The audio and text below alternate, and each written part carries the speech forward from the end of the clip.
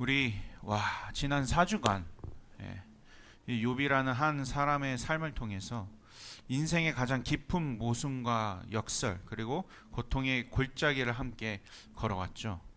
쉽지 않은 여정이었음에도 진짜 끝까지 함께 해주셔서 진심으로 감사드립니다, 여러분. 우리 잠시 옆 사람 옆에 계신 분들과 이렇게 인사하면 좋을 것 같아요. 정말 수고 많으셨습니다. 네, 정말 수고 많으셨습니다. 위대한 여정을 완주했습니다. 네, 네. 참 지난 여정 가운데 여러분들 아마 눈치채셨을 거예요. 매주 설교의 결론이 하나의 목적지를 계속 가리키고 있었습니다. 네. 아마 여러분들도 아실 거예요. 뭐였죠? 계속 하나를 가리키고 있었는데 하나님을 만나야 된다. 대면해야 된다. 목적지는 똑같았어요. 그래서 아마 이미 여기 계신 분들은 목사님 이제 알겠습니다. 하나님 만나라고 하시는 거죠. 네, 이미 생각을 하셨을 거예요. 맞아요. 우리 하나님을 만나야 합니다. 하지만 때로는 우리의 복잡한 감정, 생각 그런 것들이 우리의 만남을 가로막기도 하죠. 그렇다면 이 모든 어려움에도 불구하고 우리가 왜 그토록 필사적으로 하나님을 대면해야만 할까요? 그 만남의 순간에 대체 무슨 일이 일어났기에 그리고 그것이 우리의 인생에 왜 유일한 해답이 되는 것일까? 바로 그 궁극적인 이유가 오늘 본문 욥기서의 마지막 하이라이트 속에 숨겨져 있어요. 이제 욥의 기나긴 여정의 그 종착역에서 발견한 이 진실을 함께 나누기를 원하는데, 이를 위해 우리가 한편의 영화를 볼 때 좀 생각해 보면 좋을 것 같아요. 여러분, 보통 영화를 보면 주인공들이 온갖 역경을 이렇게 겪다가 마침내 마지막에 행복한 해피엔딩으로 결말을 맞게 되죠. 그러면 우리의 마음도 되게 기뻐져요. 근데 신기하게 그토록 기다렸던 해피엔딩은 늘 짧아요. 되게 짧아요. 그리고 영화는 곧 막을 내립니다. 왜냐하면 보통 진짜 이야기는 결말 그 자체가 아니죠. 그 결말에 이르기까지 긴 여정 속에 담겨 있기 때문입니다. 오늘 우리가 맞이할 이 욥기서의 마지막이 이와 같아요. 1장에서 2장 보면 간략한 욥에 대한 소개, 욥기에 대한 서론이 있죠. 3장에서 37장까지 정말 기로하고 지루했던 그 인간적인 논쟁, 언제 끝날까 이게. 그리고 38장에서 갑자기 등장하시는 하나님, 그 폭풍 같은 대면. 그리고 이 기나긴 여정 끝에 이 욥의 삶에 회복되는 해피엔딩은 놀랍도록 짧아요. 간결히 기록되어져 있습니다. 이것은 욥기서가 우리에게 무엇이 가장 중요한지를 보여주는 구조적인 힌트예요. 이 책의 진짜 클라이맥스는 욥이 재산을 되찾는 이렇게 마지막이 아니라 모든 것을 잃는 자리에서 하나님을 직접 만나는 그 순간 때문이죠. 하지만 이 짧은 해피엔딩 속에서 우리가 왜 그토록 하나님을 대면해야 하는지 가장 구체적이고 압축적인 과정들이 보석처럼 이렇게 담겨 있습니다. 오늘 우리는 욥기의 여정의 마지막, 이 짧지만 찬란한 회복의 장면들을 통해 그 은혜의 비밀들을 함께 나눠보면 좋을 것 같아요. 지난주 욥이 깊은 절망 속에서 마침내 그 폭풍우와 함께 나타나신 하나님을 대면하게 되죠. 바로 이 만남이 욥의 삶의 진정한 의미의 신앙이 시작되는 위대한 기점이 됩니다. 그 이전의 욥은요, 하나님에 대해서는 들어서 아는 의인이었어요. 겉과 속이 다르지 않는 올바른 신앙인이었습니다. 하지만 지금부터 욥은요, 살아계신 하나님을 직접 대면한 사람이 되었죠. 이 만남을 통해서 비로소 하나님이 어떤 분이신지를 알게 됐고, 더 중요한 것은요, 자기 자신이 어떤 존재인지를 알게 되었습니다. 이것이 진짜 신앙의 시작인 것 같아요. 끝이 아니라. 하지만 하나님께서 욥을 만나주는 이 방식을 우리가 볼 때 우리가 기대한 것과는 사뭇 다릅니다. 참 욥이 MZ세대가 아니라서 다행인 것 같아요. 하나님께서는 따뜻한 공감의 언어, 욥의 마음을 어루만져 주지 않으셨습니다. 처음부터 하진 않으셨어요. 오히려 욥의 모든 질문을 압도하는 더 크고 신비로운 질문들을 쏟아내기 시작합니다.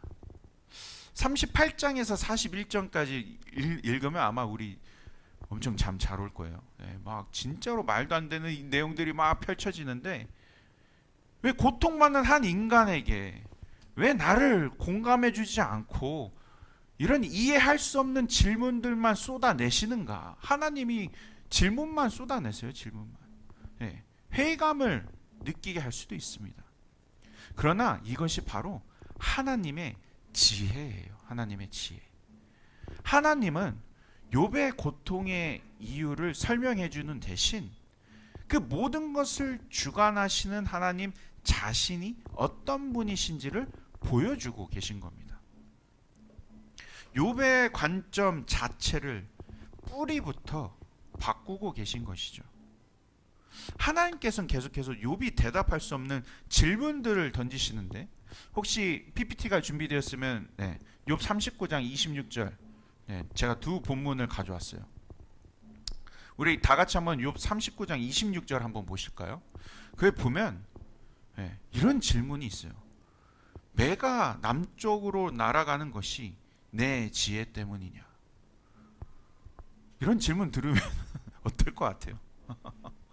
아니, 갑자기 매를 왜 질문을 하고 매가 왜 남쪽으로 내려가는지, 왜 하나님 왜 이런 질문을 하세요?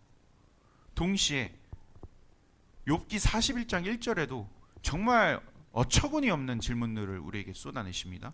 내가 낚시로 거대한 악어 리워야단을 끌어낼 수 있느냐? 낚시로 어떻게 악어를 잡아요? 이 욥의 개인적인 고통과는 아무 상관없어 보이는 이 질문들 앞에서 진짜 당황스럽죠. 이런 질문들을 진짜 내놓으니까.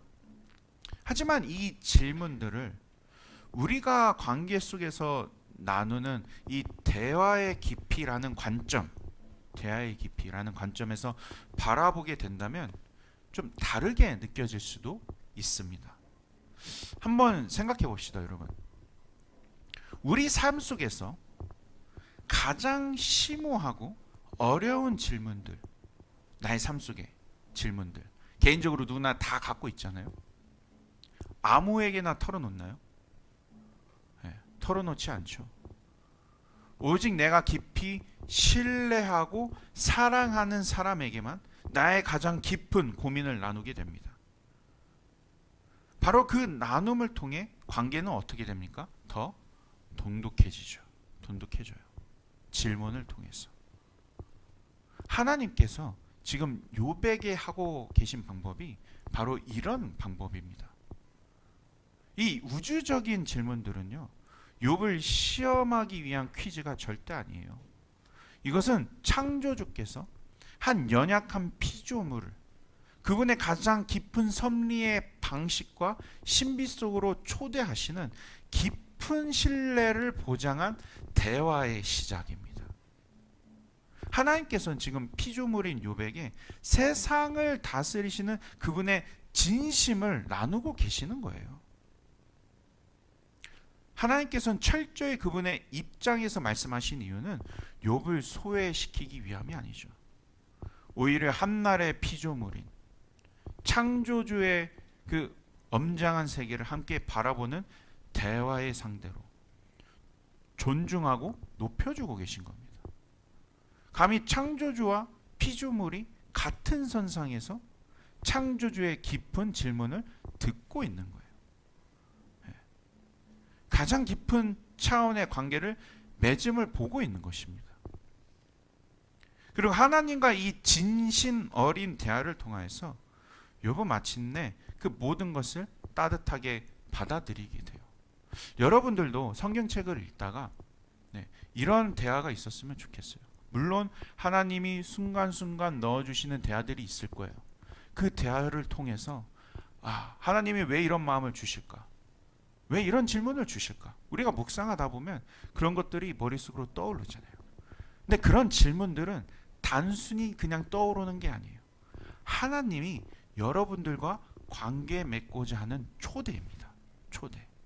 그것을 그냥 지나치지 마세요. 그리고 나서 욥의 인생이 바뀌기 시작하죠. 42장 2절에서 5절 다 같이 한번 보실까요? 네, 욥기 42장 2절에서 5절. 그렇게 하나님과 깊은 관계 속에 들어가고 나서 이제 욥이 감탄사를 놓지 않습니까? 우리 다 같이 한번 읽어볼까요? 시작. 주께서는 못하실 일이 없사오며 무슨 계획이든지 못 이루실 것이 없는 줄 아오니 무지한 말로 나는 깨닫지도 못한 일을 말하였고 스스로 알 수도 없고 헤아리기도 어려운 일을 말하였나이다. 내가 말하겠사오니 주는 들으시고 내가 주께 묻겠사오니 주여 내게 알게 하옵소서. 내가 주께 대하여 귀로 듣기만 하였사오나 이제는 눈으로 주를 배웁나이다. 2절에서 이제 하나님의 절대적인 주권과 전능함을 인정하게 됩니다. 그리고 이어서 욥은요 3절에서 자신의 무지함을 고백해요. 친구들과 그토록 치열하게 논쟁했어요. 여러분들도 아마 친구들하고 밤새도록 하나님에 대해서 논쟁한 적 있을 거예요. 친한 친구들끼리, 크리스찬 친구들끼리. 마치 자신이 하나님의 계획과 섭리를 다 아는 것처럼 떠들었던 그 모든 말이 사실 깨닫지도 못하면서 내뱉었던 무지한 말이었음을 시인하는 것입니다. 그리고 마침내 욥의 신앙이 어떻게 변했는지 그 핵심을 이야기하죠. 5절에서 내가 주께 대하여 귀로만 들었어요. 근데 이제 눈으로 주를 배웁네요. 이것이 욥의 전체 결론이자 우리 신앙의 가장 중요한 전환점입니다. 소문으로만, 지식으로만, 다른 사람들의 그 간증으로만 듣던 하나님을 이제 폭풍우 속에서 한복판에서 인격적으로 보는 하나님을 만난 것입니다. 이 만남이 그의 모든 것을 바꾸었어요.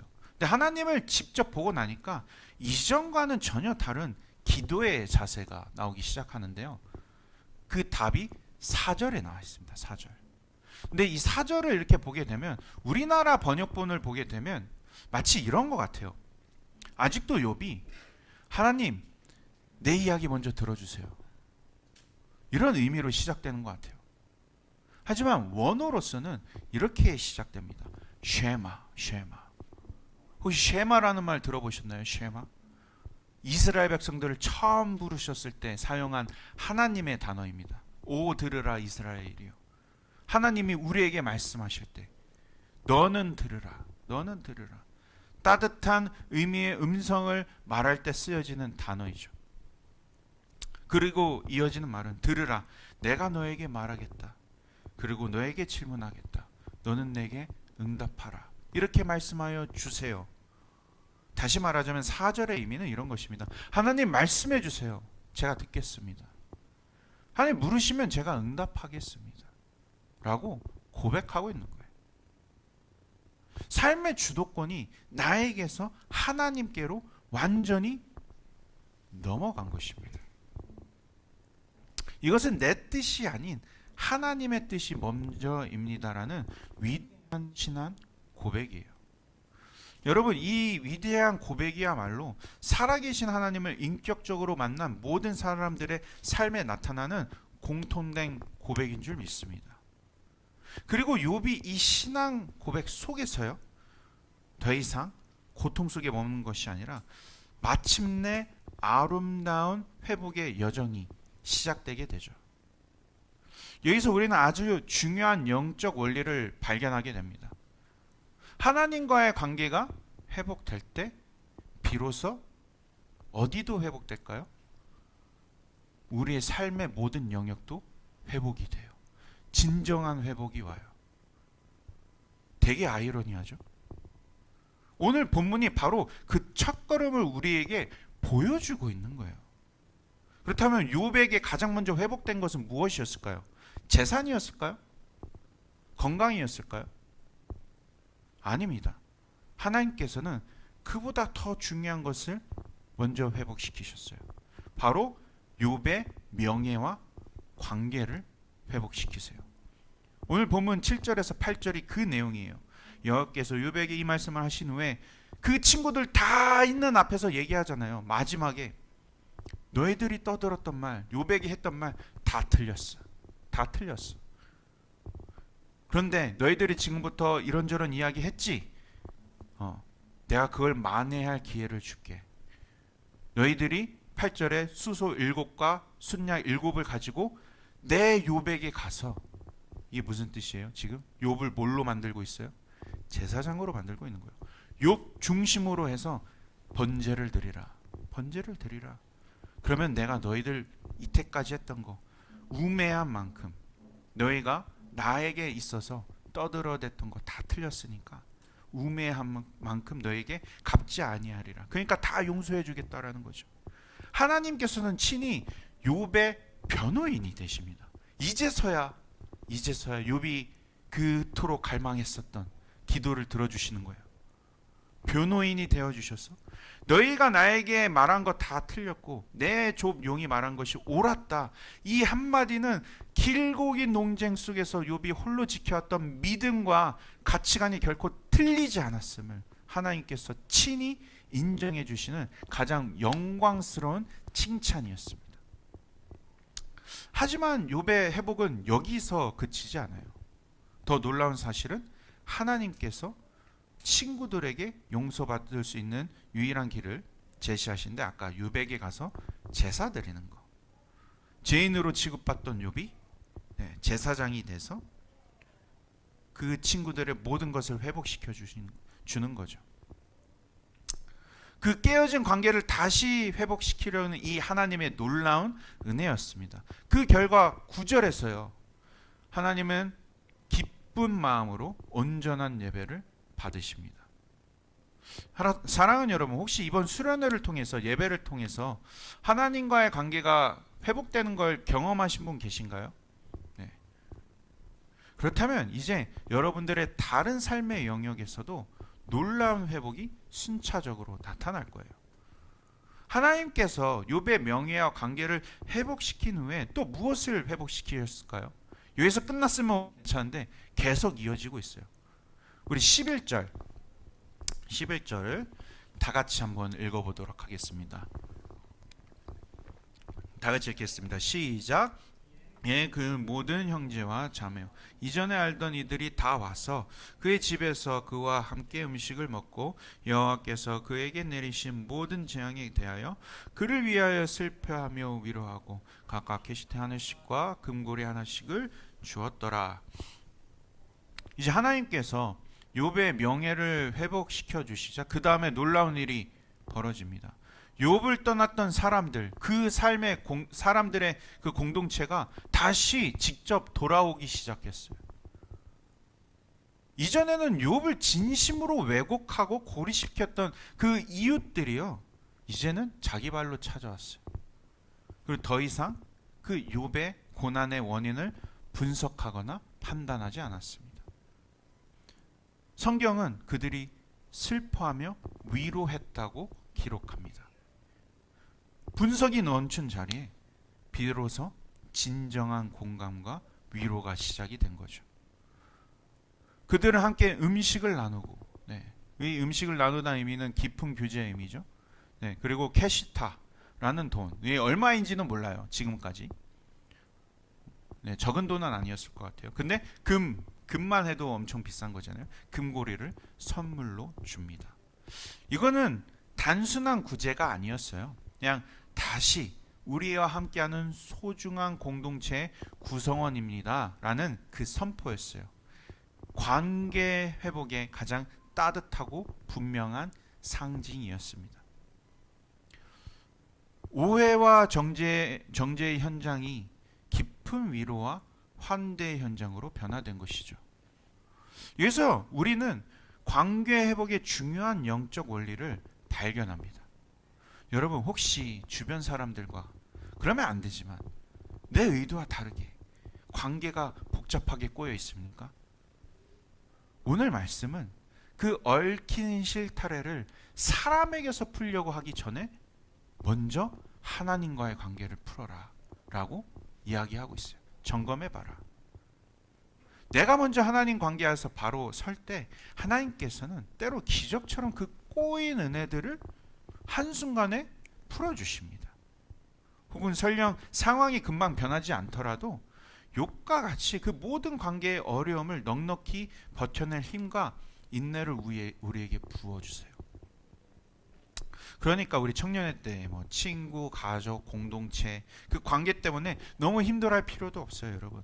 그 모든 관계의 해답은 사람에게 있는 것이 아니라 먼저 하나님과의 관계,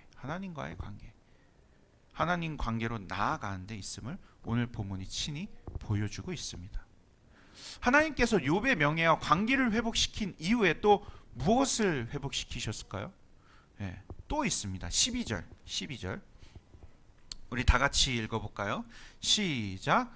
여호와께서 욥의 말년에 욥에게 처음보다 더 복을 주시니 그가 양 14,000과 낙타 6,000과 소 1,000결이와 암낙이 1,000을 두었고, 이 문자적으로 보면요 1장에 나왔던 이 욥의 재산에 정확히 2배로 늘어났어요. 2배.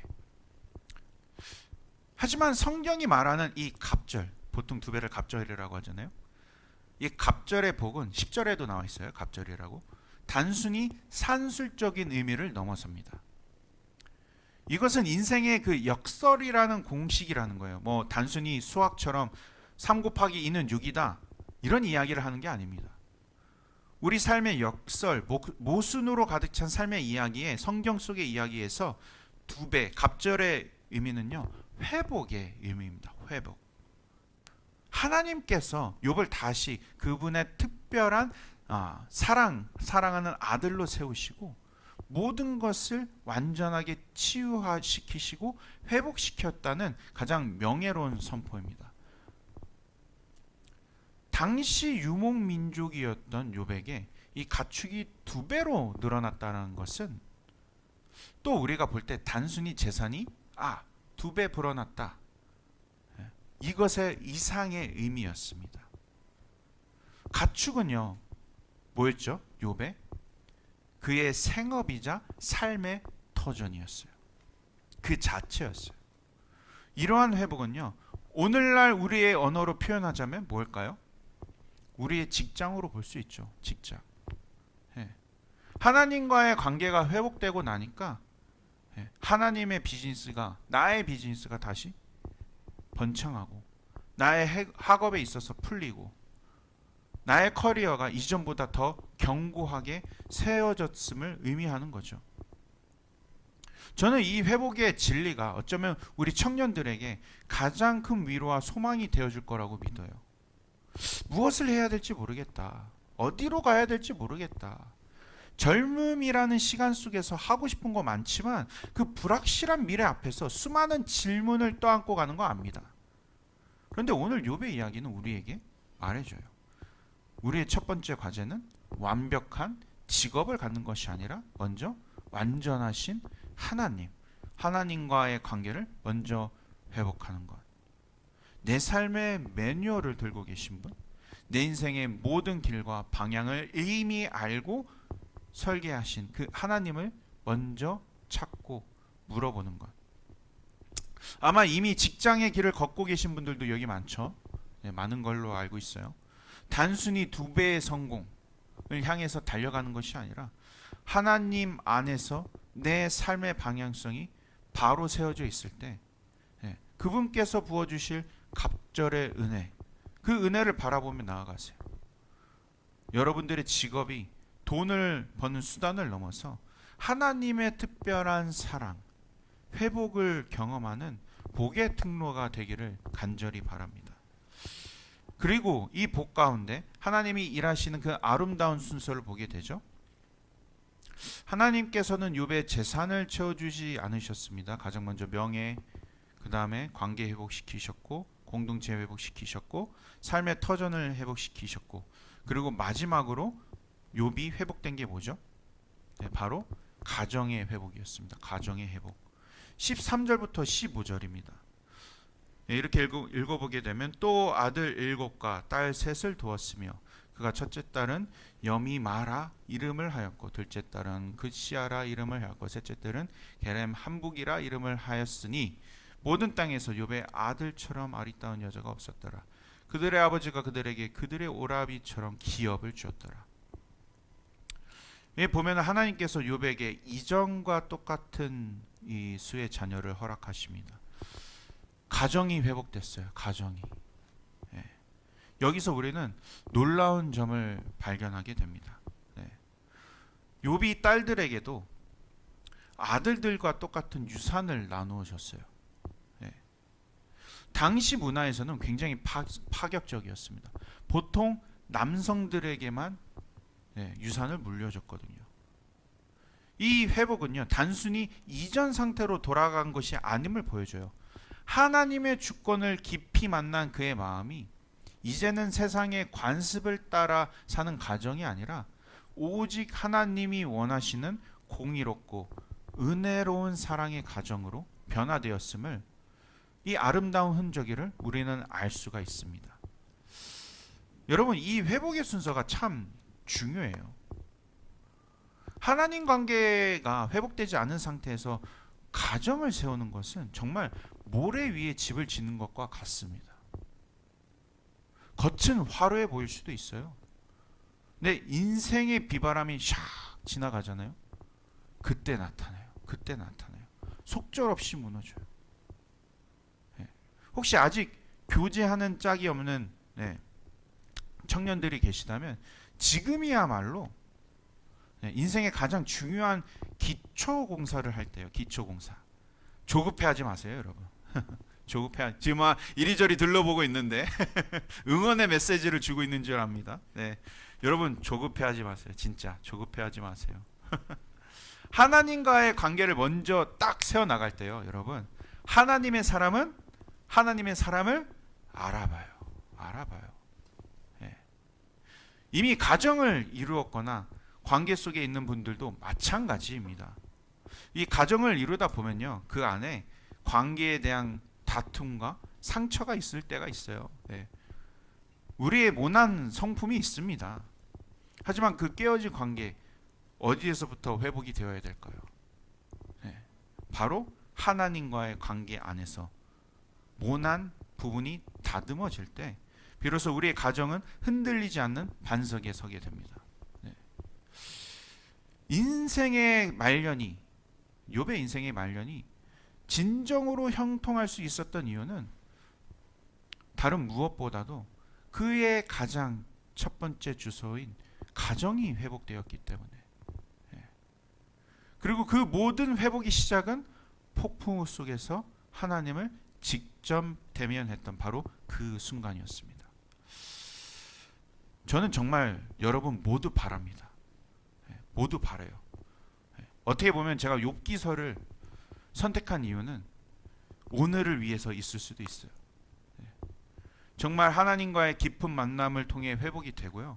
그 은혜 안에서 가정을 세워나가고 직장을 세워나가고 학업을 세워나가고 공동체를 세워나가고 관계를 세워나가고 다 모든 것을 풀어주시잖아요, 지금. 이런 복된 인생이 되시기를 바랍니다. 그래서 참 우리 자신이, 그리고 여러분들께서 앞으로 만나게 될 배우자, 바로 그런 믿음의 사람이 되기를 우리 주님의 이름으로 간절히 축원드립니다.